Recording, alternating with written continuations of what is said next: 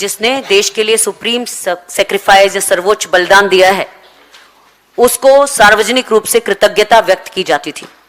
लेकिन सेना और सैनिकों के नाम पर वोट की राजनीति करने वाली इस सरकार ने देश को और देश के सैनिकों को बार बार धोखा दिया है।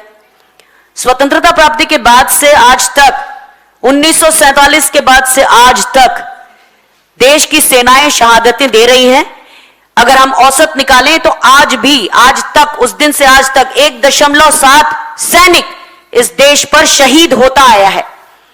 ऐसे में अगर हमारे डीजीएमओ ने अपनी प्रेस कॉन्फ्रेंस में उन्हें सम कैजुअलिटीज, कुछ शहादतें ऐसा कह के संबोधित किया, तो इससे साफ समझ आता है कि किस तरह से उनके ऊपर राजनीतिक दबाव था कि जिनके पास, जिस डीजीएमओ के पास डेली सिचुएशन रिपोर्ट यानी कि डेली सिट्रिप आती है, उसने अगर उन शहीदों के नाम नहीं लिए तो यह शहीदों का अपमान है। और हम ऐसा मानते हैं कि हमारा कोई भी अधिकारी या सैन्य कर्मी अपने ही साथी के साथ धोखेबाज नहीं हो सकता, क्योंकि वो जानता है कि शहादत की जो बातें हैं उससे आर्थिक जो प्रावधान होते हैं वो जुड़े होते हैं और उनके कारण ही उस शहीद को वो स्वत्व मिलते हैं।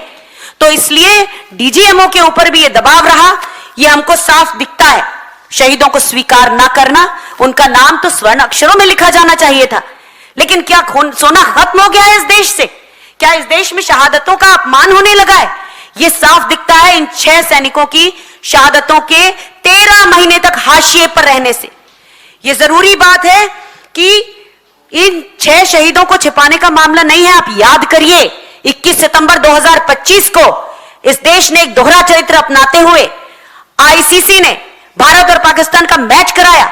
ये कौन सी दोगली नीति होती है? और उसमें घटिया हरकत की जिसमें कहा हम हाथ नहीं मिला रहे हैं। तो ये क्या तरीका है कि जब अपने शहीदों का अपमान कर रहे हैं, आप वहां जाके उनके साथ मैच खेल रहे हैं, जबकि आप आतंकवादी राष्ट्र उसे घोषित नहीं करा पाए। तो ये एक बात है जो आप सभी को मालूम होना चाहिए। और एक चीज और कि अग्निवीर या कोई और हमारा नॉर्मल सैनिक, किसी की शहादतों में कोई अंतर नहीं होता है, क्योंकि वो सुप्रीम सैक्रिफाइस है, उसको कैटेगराइज नहीं करना चाहिए। तो हम इस वक्त सिर्फ दोहराने के लिए ये मांगे हम दोहराते हैं कि जिस रक्षा मंत्री ने रक्षा मंत्री होते हुए अपने देश के सैनिकों के नाम संसद में झूठ बोलकर, क्योंकि संसद में सारे ऐसे लोग बैठते हैं जो लॉ मेकर्स होते हैं, वहां झूठ बोला, ऐसे रक्षा मंत्री के पास अगर जमीर बाकी है तो उन्हें अपने जमीर का इस्तेमाल करते हुए इस्तीफा देना चाहिए। पूरे बीजेपी के सांसदों को और प्रधानमंत्री को खुद सबसे पहले उन शहीदों के परिवारों से, फिर सेना से और फिर इस देश के सामने माफी मांगना चाहिए।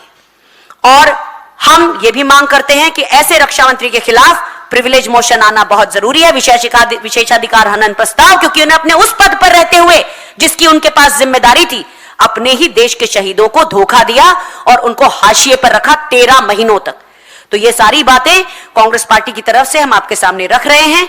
और चाहे ये रिपीटिशन हो, फिर भी हम कहेंगे कि वो शहीद जिन्होंने कारगिल में कहा था कि या तो मैं तिरंगा फहरा कर आऊंगा या तिरंगे में लिपट कर आऊंगा, तो उस तिरंगे में लिपट के आने का जो हक था उसको 13 महीने तक देश से छुपाया गया।